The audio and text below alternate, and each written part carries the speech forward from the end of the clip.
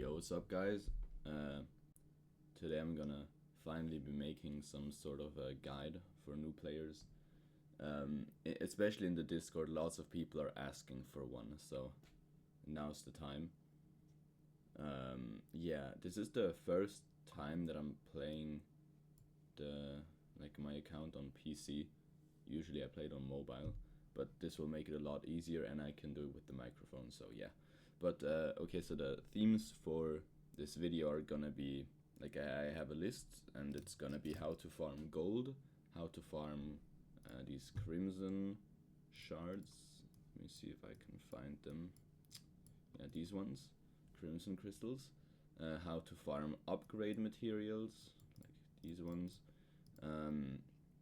How to farm gems, how to get, where to get star up coins and refinement coins from, all the sources. How to get more account CP, things you should do on your account, and just overall game mechanics that are good if you know them. So yeah, this is made for newer players, but even if you play the game like for a while already, there might still be some things that you don't know. So the first thing, how to farm gold.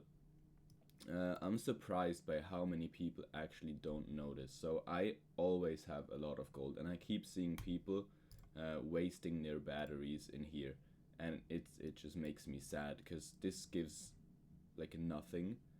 And the easiest way to farm gold is from the batteries that you get from here, and that you get from salvaging the excess sphere fragments that you have. They give a ton of gold, and like everyone is gonna have like a ton of them right here. And just look, if I sell like 100k, 530 million gold, that is gonna last a while. From sweeping the thing 10 times, you get 6 million.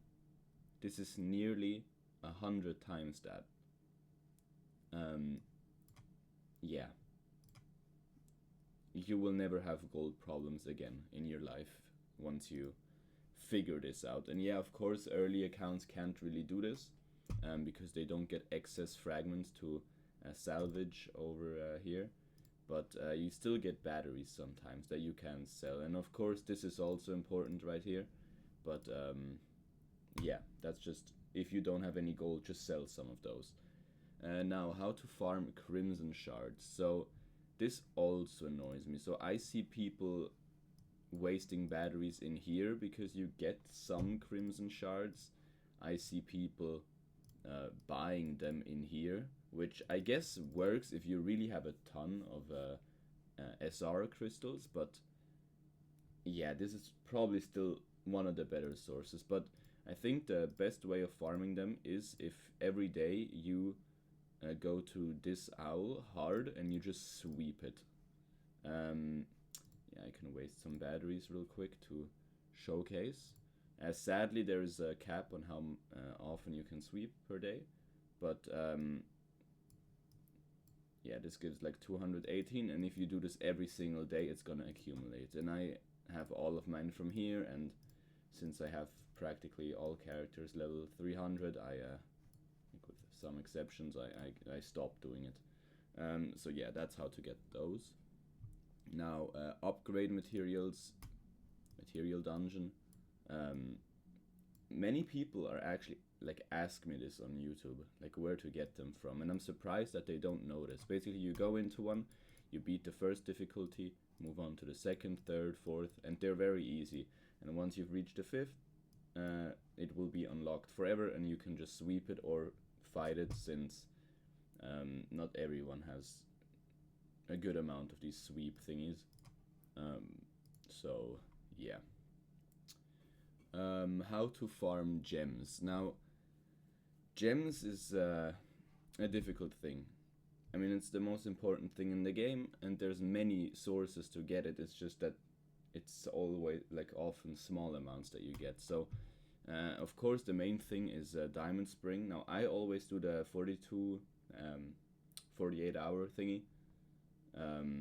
there are people who say that you should only do 24 hours. I don't actually know which one is better, but I always do 48. So, and I've had pretty good um, rates doing that.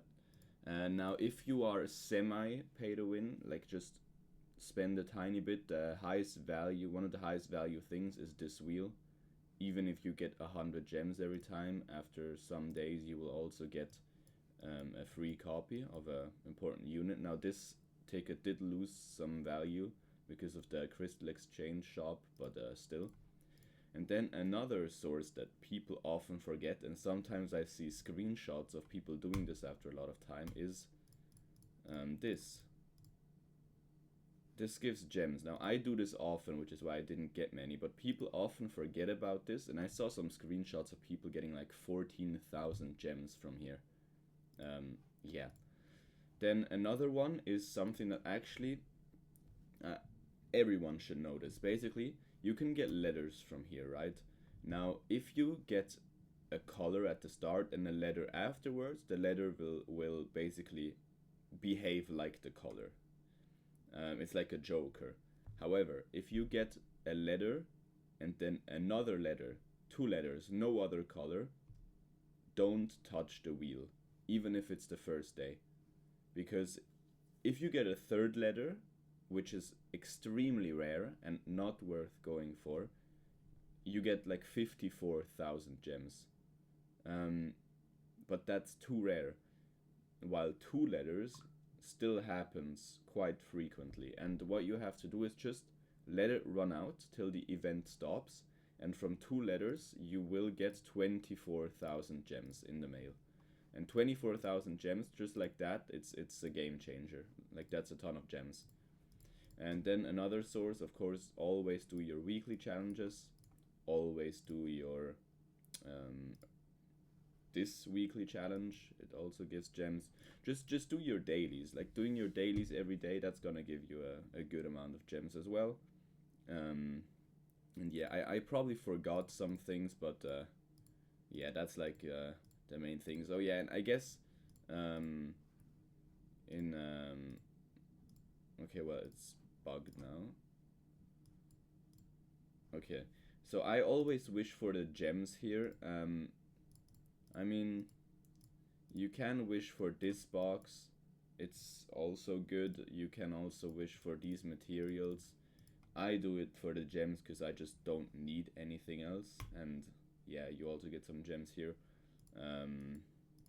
But yeah, I I might have forgotten some things. Yeah, of course, like quests and stuff. Always do your quests. Oh, and just even if it's annoying, try to unlock all coffees in here. Like, it will often give you stuff up here and gems sometimes as well. I mean, I can try my luck here quickly. Yeah, I don't have any ingredients. But yeah, just do that as well. Now, where to get Panaceans? So, the most valuable items in the game are startup coins. Now, I don't have any currently, but I will get one soon from here. This is your first source. So while this arena is pretty annoying to play and get high rank in, it's pretty time consuming. All you need to do is reach master once a month, and you can buy a coin once a month, which is a game changer. Then the other obvious source is, of course, the login. I will get one in 11 days, no, 9 days. That's pretty nice. Then for the spenders, which I don't have unlocked, sadly, once you are VIP 10, you can also buy one here every month, but I think it's like 20,000 gems, so it is expensive, but it is OP. And you can also get a refinement coin twice a month once you're VIP 11.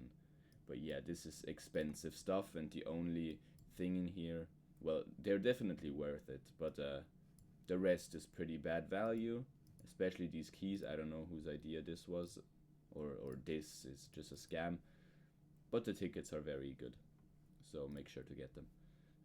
And then, of course, carnival recruitment. So I don't know why I did another 30, but basically, let me see if I can find some. Yeah, like, you can get refinement crystals. Now, I don't know if I got a. Okay, another refinement. Maybe I got a normal. Yeah, here, star up crystal. You can get them randomly, but you can also get them from the box at the end. I only get SSR selection cards or potentials, but if you're lucky, you're gonna get one of these three things. So yeah, that's the only sources of them in the game, except if there are events that drop them, of course. Now, how to get more account CP. Now, I'm just gonna show one thing. I see players often that are like wondering how people get this much power. And what I often see is that the same people don't have any RC cells equipped on the fodder characters. The difference it makes is insane. Like, even bad ones, 16k per character. I mean, you will just double your account power by doing this. And the amount of people I see that don't have this, it's crazy. And of course, doing this will also increase your team power later on, because you get to start this up, of course, because your account power goes up.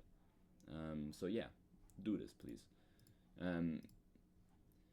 Now the next thing is just things you should do on your account. So not everyone will agree on this, but basically what I do every few weeks or after encounter ends is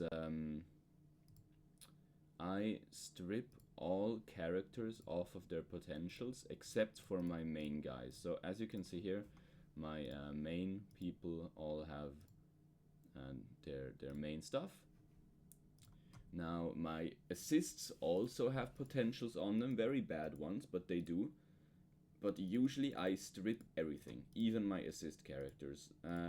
Like every single character. Okay, I can take this. Every character, I take their potentials, even the assists, because you don't lose a lot of CP from actually doing it. I go here and I just craft every single thing together, because one of the rarest items in this game, but also one of the most important, are these rainbow potentials. And if you get a little lucky and get initiates or smash or eliminate, just anything that isn't potent or artifice, but even they are OP because of the stats, but just because of passives, it's gonna boost your account a ton. And I mean, the difference that this makes, just look. It gives 770 more than a level 6. Now, if you have 9 on a character, that's nearly... No, that is like it's like 7,000 CP more per character.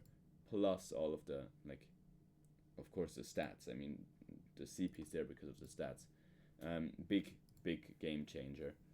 So I think you should do it. Some people might say it's not worth it. I definitely think it is, but I'm also a big fan of just having one extremely strong team that I use in Stronghold, because I'm also in a competitive org, so it makes sense for me to focus on just one monster team that can actually help my org in Stronghold. Then starring up R and SR units, yeah. Please do this. So at the beginning it might seem bad to use the crystals here, because this shop over here seems really tempting in the beginning. You can get XP from here, and gold especially. I see people doing this. Don't buy it from here. This is so bad. The only thing you should use them on is batteries, because it's good. But only do that once you have started up every single bad character. Just do this, because you will get a lot of power from here. This makes a big difference, because it's for every character. So use all your star up crystals. And this goes hand in hand with my next point of only using like only wasting SSR crystals in this shop of characters that you already have 6-star or higher, because starring up is just good. Now, I'm a big fan of SSSing characters before wasting their crystals, because even after 6-star, if you refine them, this path will go up. So I think you should SSS them before using their copies. So for example, once you have all these guys SSS, you can start buying a copy and then using it in the crystal exchange instead. But some people say, especially for newer players, since we didn't have the shop when we started, for newer players, just make sure to 6-star units first. That's the most important part. And yeah. And now for the last one, just overall game mechanics that are useful to know. So I'm gonna start off with banner rotation. So currently, the way it works is that you sometimes have a banner that has a pity at 200 and sometimes one that has one at 300. Now the difference between the two is that this one isn't limited. It's not exclusive. And the ones with a 200 pity you will be able to get in future banners. It's all of these ones here. They were all 200 pity characters up until, well, the ones that had a banner, of course. Like these guys didn't, but Uta and Juzo had, of course. So they will be in here, and in the future they will also be in the crystal exchange. Now limited characters, like for example this Toka right here, you will see that she isn't in here. This is a different one, that's not the one. That is because she is exclusive. She had a pity at 300. So yeah, and the way it works is usually it's 2 non-exclusives and 1 exclusive. Now I don't know if this is always the case, but I've never seen 2 exclusives in a row. And I'm pretty sure it's always exclusive, 2 non-exclusive, exclusive, 2 non-exclusive, but I might be wrong. But for example, look, the next one, now it will say exclusive recruitment always. That doesn't mean the character is actually exclusive. What you need to look out for is this bubble right here. If this bubble is there, it's actually exclusive. Maybe I can show it. Nah, they already removed it. Okay. But yeah, you need to look out for that bubble. As you can see, this Jason doesn't have the bubble anywhere. That means he's not exclusive. So yeah. And then Carnival. So yeah, Carnival happens for an entire month. As you can see, mine is going to end soon. Then there is a week break. There is always a week of nothing in between, which means there's also a Saturday without Stronghold, because Strongholds can only happen during Carnival. And in that week break, all the Carnival stuff is gone, and then the new Carnival shows up. Now, some people think that Wit and Psy, so this is Wit, then you have like here are 2 Wit characters, here's a Psy character. Some people think that they always, like, I don't know what the word is, but that it's always Wit Psy, Wit Psy, Wit Psy, but that isn't the case. We thought it at first because it did look like it at first, because it was the first one was Arima, then it was Centipede, then it was Ayato, and now let me not get this wrong. Yeah, after Ayato, it was Amon, which broke the pattern. It was Psy, and after Amon it was Yamori, and now the order is right again. But like, this shows that the pattern can be broken. It's not fixated. So yeah. Okay, this one I didn't write down, but for people wondering how to get Shachi, he is locked. You need to be VIP 12, which is roughly 2,000. I think it's exactly $2,000. Pretty expensive, not worth the character. If you're gonna spend, don't do it for him. Yeah. Then assist slot. Yeah, this one's important. So for the assist slot, it's actually very important. For example, this random 300 unit, not even MR, gives 17,000 CP. that stacks up. For example, my team is 1,071,000. If I were to remove all assists, suddenly it's not even a million. And bad assists, I mean, I don't really know, like this one, it's like a 2000 CP difference, yeah. So it does make a difference.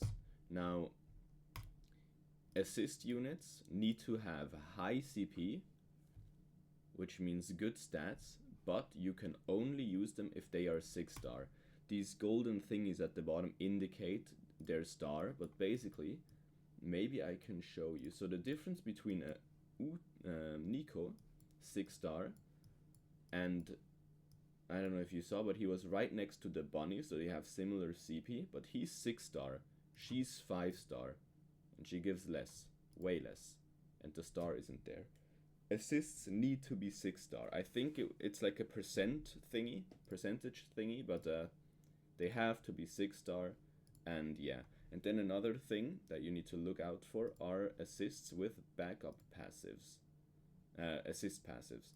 So there is a big difference between characters that have backup passives, like let's take this guy. You can see effective also in backup state. Backup state means that you can use him, and don't mind Shu here, he's just here for PvP currently, like not RTA. In the 5th slot, he is currently affecting these 4 guys, even if he is not on the board. Passives that don't have backup written on them will not affect the team when they are in the 5th slot. As you can see up here, backup. Now, another thing is, as I said, an assist slot passive. As you can see, Shu has it. Effective also in assistance, which means that he is made for this slot down here. Currently there are 3 characters that have it. It's Shu, and then the other 2 I didn't go for. This Juzo has it over here, and Anniversary Amon, yeah, he also has it, and they all have this little hand here. Now, one of the best assists with the passive that you can get are is the Shu, Mr. MM over here. Sadly, Juzo isn't in here yet. She should be in the he should be in the future, because I mean he was non-exclusive, so he should show up in here someday. And now something like my final point is synergy. Lots of people ask me why we can't just make mixed teams, like hybrid teams. And a good example of this was a team that was meta once. I think it was like with Renji backup, Sen, then there was Amon, which only have 1 star, and in the last slot it was Arima, which I don't have, but imagine there was a Arima in here. That's a hybrid team. You have CCG, Anteiku, no org. The problem with hybrid teams is that oftentimes characters synergize on each other. For example, this Toka, you will find Anteiku in their descriptions, Anteiku, which means that she synergizes well with other Anteiku characters. So if you have a team with only Anteiku characters, like here, when an allied Anteiku characters are Anteiku, okay, this is something else. It's like they all synergize well with each other, which means they all buff each other, which can just make your team way stronger than if it's just random. Now, another thing is force talents. You will focus one of them, like do the middle row for all of them. I forgot about this. Middle row for all up until here. This is useless, but attack boost. This is less important now because today actually an update came out that removed CP from this. Now I hope it will be reverted, but we don't know. Anyways, since you have to focus one because it's just so expensive, it's also worth only using characters from this faction, so that you gain the max value for the resources that you put in there. That's why non-hybrid teams are simply the best. There are exceptions that work, like the Ixa Charm team that I showed before, but especially now, where Ixa Charm isn't really meta anymore, there aren't really any hybrid teams that are that OP anymore. It's mostly just full Anteiku, full CCG, and full Aogiri. Now, there are some exceptions, like Sen. She has like no orc characters. They often have passives for everyone. Like Sen, she works for everything. She's not fixated to a group, so she's kind of like a joker. But apart from that, synergy is very important. And if we look at my arena, I'm running full Anteiku. He's running full Aogiri, full Anteiku. Well, he's full CCG. He's full Aogiri. Maybe I can show you full Aogiri. Let's see if we can get some, yeah, full CCG. Well, he's actually running Ixa Charm still, which is rare to see, but it does still work. Let's see if I can show you some others. He's full CCG, full Anteiku, and even the big guys in my org, like Kapi, he's full Anteiku, the Shy, full Aogiri. I think the others are probably have a hidden profile. If I try to look at it, yeah. Yeah, but anyways, synergies help a lot. Like, also, yeah, of course, not only force talent, scene collection. This is a game changer. This alone gives me so much power. It's nuts. And of course, here you also want to focus. One, you want to do all characters and the faction that you main. So playing characters from this faction will end up helping you the most and giving you the most value. So yeah, that's all the points I wrote down.